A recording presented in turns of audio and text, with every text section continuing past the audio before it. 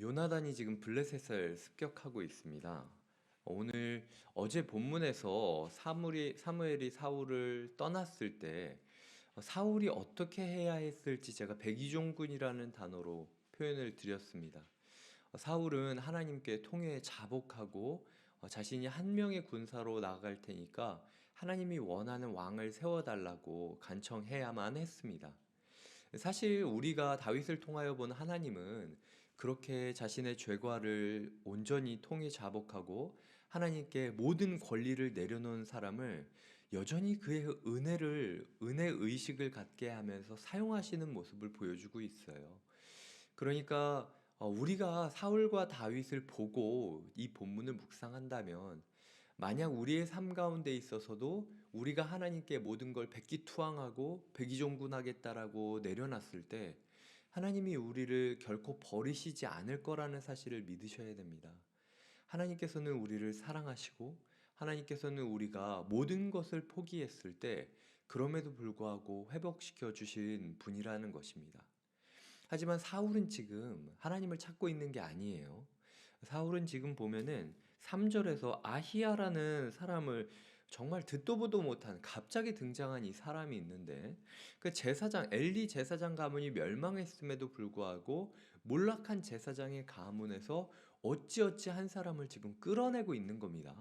그리고 그 사람을 통하여 무엇을 하고 있냐면 그 사람이 에봇을 입고 있었다라고 이야기하는데 에봇에는 우림과 둠빔이라는 게 있어서 이 하나님께서 어떤 그 전쟁을 치르거나 하나님의 뜻을 우리가 물어볼 때에 제사장이 하나님 앞에서 이 yes or no 라고 물어볼 수 있는 소위 말해서 그 뜻을 구할 수 있는 기구였습니다. 그 제사 기구였는데 단지 그가 이 에봇을 가지고 있다라는 이유만으로 하나님께 마치 점수를 치듯 점치듯 지금 이게 맞냐 저게 맞냐 하나님의 징표를 가지고 있는 사람한테 찾아가서 물어보고 있다라는 거죠. 이스라엘에서 사무엘만큼 하나님의 이야기를 가장 잘 전해줄 수 있는 사람이 없는 걸 알면서도 불구하고 사무엘이 나한테 무슨 말을 할지 알고 있기 때문에 사무엘에게 가지 않는 블레셋을 만난 사울의 모습이 보인다라는 것이죠. 그리고 나중에 보면은 어떤 장면이 나오냐면은 18절입니다. 사울이 아히야에게 이르되 하나님의 궤를 이리로 가져오라 하니 그때에 하나님의 궤가 이스라엘 자손과 함께 있음이니라 라고 이야기를 하고 있습니다. 블레셋 사람과 분명히 전쟁을 앞두고 있었는데 갑자기 기브아 촌 구석으로 기브아 외곽으로 숨어서 그러니까 자기의 홈타운, 자기의 고향 외곽으로 숨어서 지금 계속해서 전만 치고 하나님 나한테 보장해 달라. 도대체 어떻게 될 거냐 벌벌 떨고 있는 사울의 모습이 보이고 이번에는 뭐냐고 이야기하냐면 여호와의 궤를 가져와라 라고 이야기를 하고 있습니다. 근데 저희가 몇 장 전에서 살펴봤듯이 여호와의 궤가 지금 거기 있는 게 아니에요. 그런데 그럼에도 불구하고 그 기랏 여아림 사람들이 7장에 보면은 궤가 기랏 여아림에 들어간 날부터 20년 동안 오래 있는지라 라고 이야기를 하고 있거든요. 근데 지금 기랏 여아림에 있는 여호와의 궤가 이스라엘 안에 있으니까 더 큰 뭔가 점술적인 주술적인 징표를 가진 무언가를 원하고 있다라는 거죠. 그러니까 우리가 사울의 인생을 봤을 때 사울이 나중에 정말로 위기의 상황 앞에서 점치는 여자를 불러다가 사무엘의 영혼을 불러 소환해 달라고 요청하지 않습니까? 그게 그냥 단회적인 일이 아니었다라는 거예요. 사울은 항상 그렇게 점치는 식으로 뭔가 인생을 돌파구를 찾으려고 했다라는 게 사울의 문제였다라는 거죠. 1차적으로 점치지 말아야 됩니다. 뭐 그거는 당연한 거고 하나님께서 우리에게 원하시는 것은 뭔가 모양은 있고 효과는 있어 보이지만 능력이 없는 것을 찾고 있지 않느냐라고 주님께서 사울인 우리에게 물어보고 있다라는 거죠. 너희의 삶 가운데 가장 필요한 게 회개라는 것을 내가 알려줬고 네가 분명히 들었던 걸 내가 기억하고 있는데 그럼에도 불구하고 너희의 삶 가운데 이전에 그게 있었을 때 효과가 있었던 무언가를 꺼내고 있지 않냐라고 주님께서 물어보시는 겁니다. 에봇이 나쁜 게 아닙니다. 여호와의 궤가 나쁜 게 아니에요. 하지만 지금 상황에서 하나님께서 대놓고 답을 알려줬는데도 불구하고 이스라엘의 왕이 자기 집 외곽에서 자기 사람 600명이랑 지금 벌벌 떨면서 점이나 치고 있는 게 문제였다라는 겁니다. 주님께서 우리의 삶 가운데 몇 가지를 이야기하십니다. 제가 이 사울의 모습을 떠올리면서 우리가 어떤 것을 에봇과 여호와의 궤로 찾고 있는지를 한번 생각을 해보았습니다. 예전에 금식 기도를 해서 해결을 얻었던 사람은 일만 생기면 금식을 합니다. 그게 금식 기도인지 단식인지 그냥 밥을 안 먹는 것인지 모르겠어요. 하지만 그럼에도 불구하고 옛날에 그렇게 해서 해결이 됐기 때문에 여전히 일만 생기면 밥만 안 먹고 그냥 가만히 있는 모습을 보여주고 있다라는 것이죠. 물론 다이어트에도 도움이 될 거고 하여튼 뭐 여러 부분에 있어서 그게 좋을 수 있습니다. 하지만 하나님께서는 그렇게 이전에 그것을 통해서 역사하셨다 할지라도 그게 정답이 아니다라고 우리에게 말씀하고 있다라는 것이죠. 경건해 보이는 어떤 기도 생활이나 아니면 찬양이나 뭐 뭐든지 어떤 사람은 찬양 가사만 찾는 사람이 있고 어떤 사람은 다락방에 얘기했을 때 그게 해결이 되니까 다락방 식구들한테 기도해 달라고만 이야기하지 정작 자기가 하나님 앞에 회개할 생각은 하지 않고 있습니다. 우리의 삶 가운데 여러 가지 경건의 모습, 그게 심지어 에봇, 지성소에 들어갈 정도로 엄청나게 놀라운 효과를 발휘할 수 있는 하나님의 징표라 할지라도 그것이 회개와 동반되지 않는다면 아무런 소용도 없다고 주님께서 이야기하고 있다라는 것입니다. 그래서 우리의 위기 상황 가운데 기랏 여아림에 있는 여호와의 궤를 나한테 빨리 가져와라고 소리만 치고 있지 이스라엘의 왕으로서 회개하고 싸워야 되는 전쟁에는 전혀 나가지 않는 모습과도 같은 모습을 보이지 말아야 된다라는 것이 하나님께서 우리에게 주시는 첫 번째 교훈임을 기억하셔야 됩니다. 다음으로 백성들을 보겠습니다. 이 백성들이 참 슬픈 것은 요나단이 지금 전쟁을 하고 뭔가 백성들이 두려워 떨게 하자 없어졌던 백성들이 지금 나타나고 있습니다. 저희가 18장 6절인가에서 13장 6절인가에서 보지 않았습니까? 오중 숨음이죠. 여기 숨고 저기 숨고 저기 숨고 뭐 동굴에 숨고 그늘 속에 숨고 하여튼 숨고 숨었던 사람들이 이제 뭔가 회복이 될 것 같으니까 기어 나오는 소위 말해서 진짜 기어 나오는 모습을 보여주고 있는 거죠. 사람은 그렇게 의지하실 필요 없습니다. 사람들 다 자기가 안 좋을 때는 숨어버리고 그리고 뭔가 될 것 같으면 기어 나와서 내 옆에 서주는 존재들이에요. 사람 믿지 마십시오. 그게 목사여도 믿지 마십시오. 그리고 뭐 그냥 그 이스라엘 가운데 키가 큰 사람도 있고 작은 사람도 있고 뭔가 세 보이는 사람도 있고 노련한 사람도 있고 뭐 여러 사람 있지 않습니까? 하지만 결국은 본문이 얘기한 건 다 숨어버렸다라는 거예요.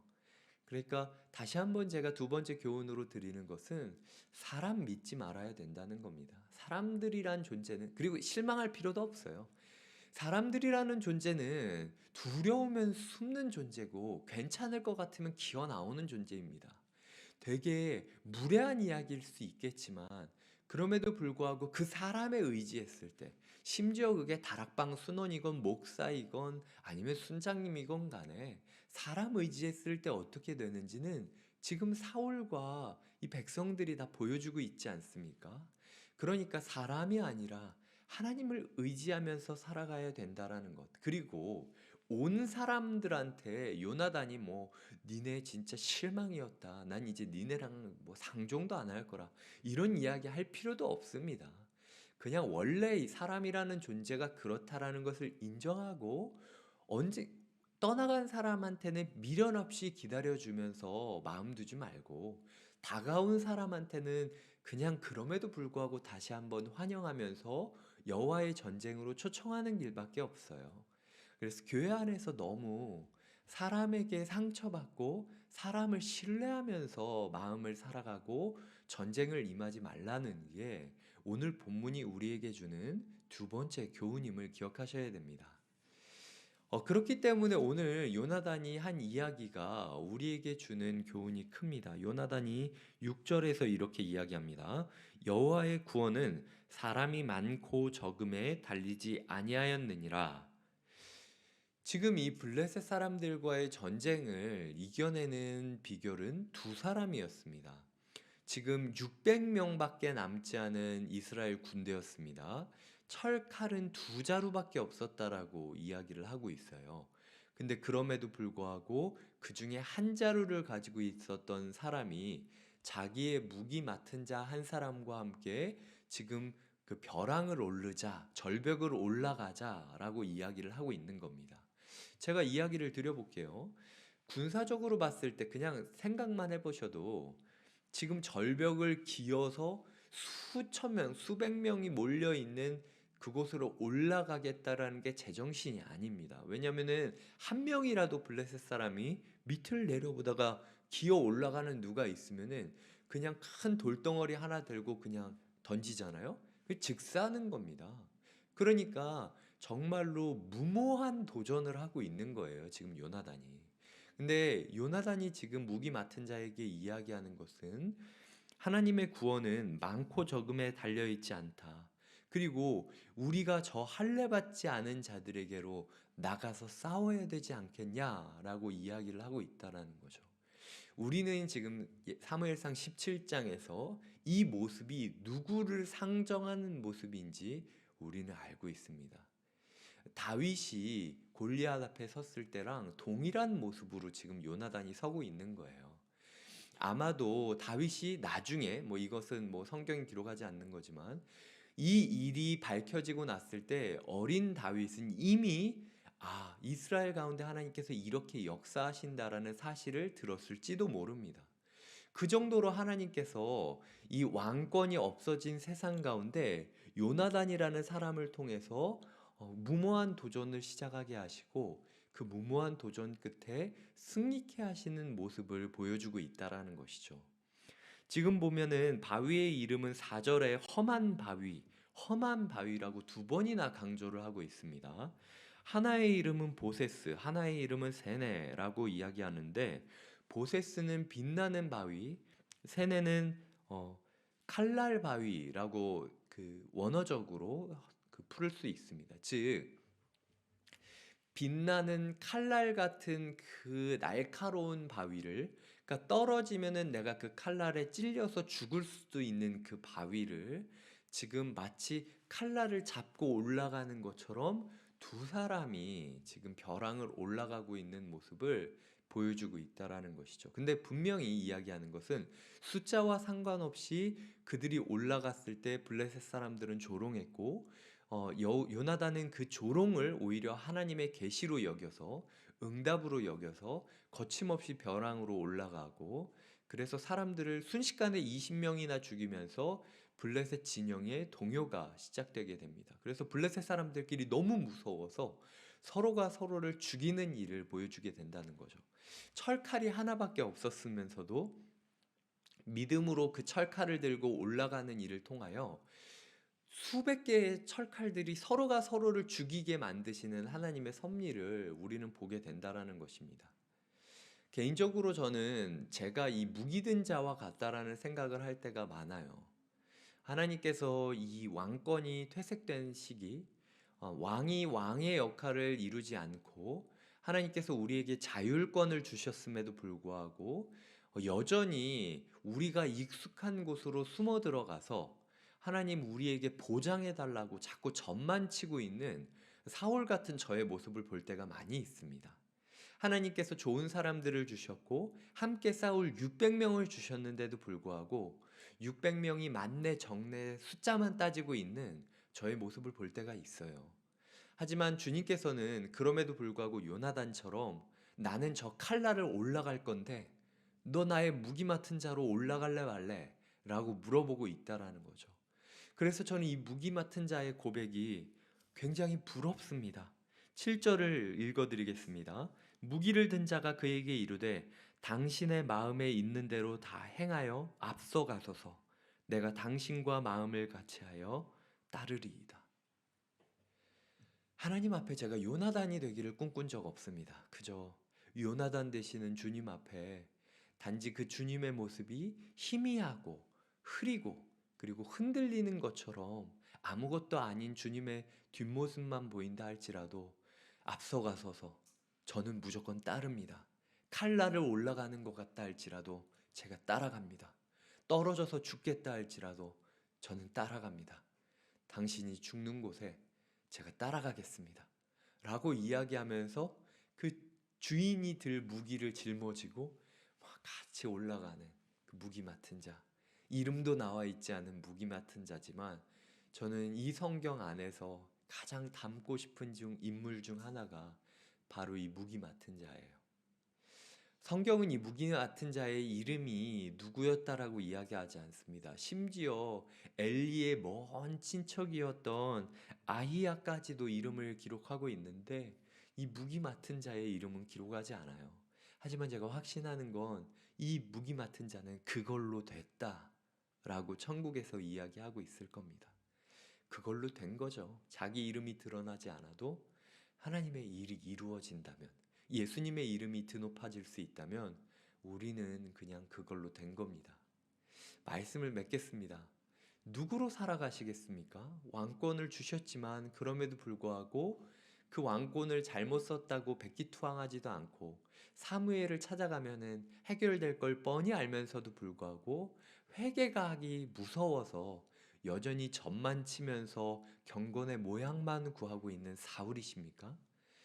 아니면은 다수의 그늘 속에 숨어서 다른 사람들이 숨고 있으니까 나도 숨는 것 당연하다라고 이야기를 하면서 기어 나올 기회만 노리고 있는 기회주의자 백성들이십니까? 그것도 아니면은 우리의 요나단이신 예수 그리스도를 바라보면서 앞서가십시오. 저는 무기 둔 자로서 당신의 무기 들고 그게 칼날 바위라 할지라도 내가 함께 기어 올라가겠습니다.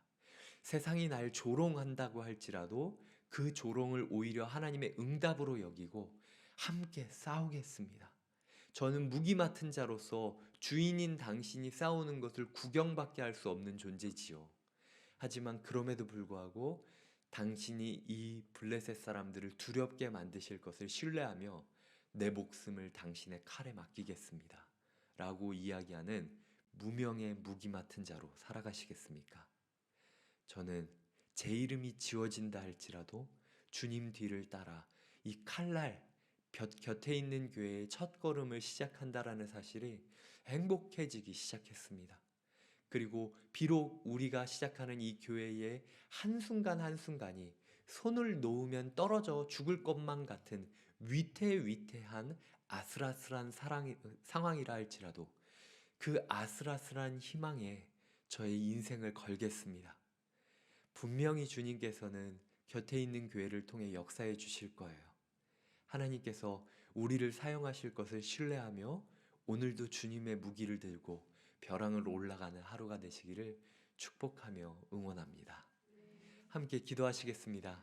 우리가 우리의 이름을 위하여 살아가지 말고 요나단이신 주님을 따르겠다라고 무명의 칼든 자로 살아가게 해달라고 주님께 기도하는 시간을 보내겠습니다. 비록 세상이 우리를 조롱하고 세상이 다수의 말로 우리를 아무것도 아닌 것처럼 여긴다 할지라도 무명의 무기든 자로서 주님께서 이 세상을 어떻게 통치하시는지를 싸우시는지를 지켜보고야 말겠다라고 함께 기도하겠습니다. 하나님 아버지 감사드립니다. 오늘 우리가 주님 앞에 나아갑니다. 주님, 제가 칼날 벼랑 위를 올라가는 것 같았지만 그럼에도 불구하고 그것이 내가 혼자 뭔가 외롭게 싸우는 것이 아니라 올라가시는 요나단의 뒤를 무기 들고 따라가는 것에 불과한 사실을 우리가 오늘 말씀을 통하여 배웠습니다. 하나님, 회개할 기회를 주시고 통로를 주셨음에도 불구하고 여전히 애복과 여호와의 궤를 찾고 있는 사울을 떠나게 하여 주시옵소서. 하나님, 다수의 그늘, 다수의 우상 아래에서 숫자가 많으면 의기양양하고 숫자가 적으면은 의기소침한 백성들과도 같지 않게 하여 주시옵소서. 기어 나올 기회만 노리고 있는 하나님, 기회주의자가 되지 않게 하여 주시옵소서. 하나님, 우리 가운데 주님께서 요나단을 보내주셨사오니 오늘도 주님과 함께 그 칼날을 오릅니다. 주님, 이 칼을 제가 드는 게 아니라 주님이 드시겠죠. 저는 그냥 주님이 수만 수천의 블레셋 사람들과 싸우는 것을 볼 수밖에 없을 겁니다. 하지만 그럼에도 불구하고 주님께서 반드시 역사하실 것을 신뢰하며 나의 목숨을 주님께 맡깁니다. 이 곁에 있는 교회 가운데 주님께서 역사하여 주시고 성도님 한 사람 한 사람의 삶의 문제와 싸워주시며, 하나님, 우리에게 있는 것은 칼날 한 자루밖에 없지만 하나님, 이 세상이 알아서 내분하고 서로가 서로를 쓰러뜨림으로 우리 가운데 승리가 찾아온다라는, 정말로 듣도 보도 못하고 상상도 못했던 기적의 역사가, 승리의 역사가 곁에 있는 교회 한 분 한 분 가운데 주어지게 하여 주시옵소서. 주님, 제가 무기를 휘두르게 아니라는 사실이 얼마나 저를 자유하게 만드는지 모릅니다. 저의 가정의 문제, 저의 교회의 문제, 제가 마주한 성도님들의 문제 가운데 하나님께서 싸워주시고 저는 그저 무기든 자로 나아가는, 하나님, 그리하여 요나단이 얼마나 멋지게 싸웠는지를 온 이스라엘 백성 가운데 떠벌리고 다니는 증인의 역할을 감당할 수 있는 하루가 되게 하여 주시옵소서. 감사하고 예수님의 이름으로 기도드립니다. 아멘.